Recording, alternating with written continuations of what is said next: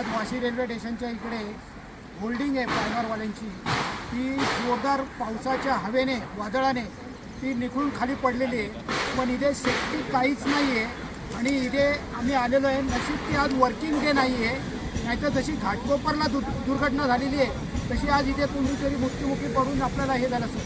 इकडे रेल्वेने commercial holding लावलेली आहे, पण या कमर्शियलच्या ह्याच्यावर गरज काय एवढ्या ट्रॅकच्या जवळ लावायची रेल्वेला.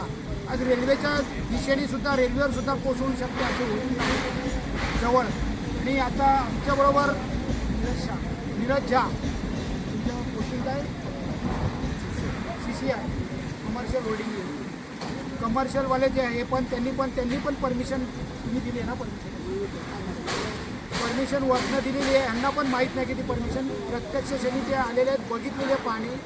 पण जो पाण्याचा कॉन्ट्रॅक्टर आहे त्यांनी बांधलं आहे इकडे कोणी अवेलेबल नाही आहे, कुठले नॉर्म्स नाही आणि जे वर काम करतात ते त्यांच्याकडे सेफ्टी काहीच नाही आहे.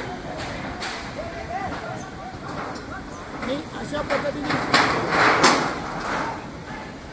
हा अपघात होण्याचा मोठा चान्स आहे. तरी मी रेल्वे प्रशासनांना विनंती करू इच्छितो की जेवढे ट्रॅकच्या लगत आपले होल्डिंग आहे ते कॅन्सल करण्यात यावे आणि लोकांच्या जीवाची पर्वा करावी. आज तेवढा मी हे करू शकतो.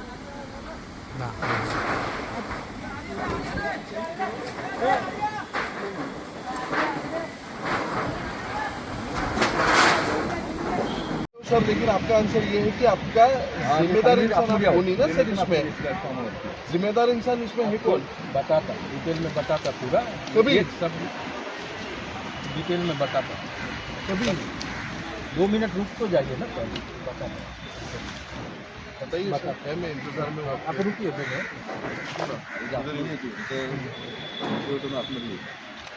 आज आपण इन ऑर्बिटच्या समोरील जो ट्रॅक आहे ट्रेनचा तिकडे उभे आहोत सर्व, आणि इकडे अधिकारी कर्मचारी सगळे आलेले आहेत. पण सगळ्यांचं उत्तर एकच आहे की मी याच्यामध्ये जबाबदार नाही. अपघात झाला नाही, ते आपले स्टार चांगले होते सगळ्यांचे, पण हा जर ट्रेनच्या इकडे ट्रॅक वरती आला असता तर हजारो लोकांचे जीव गेले असते.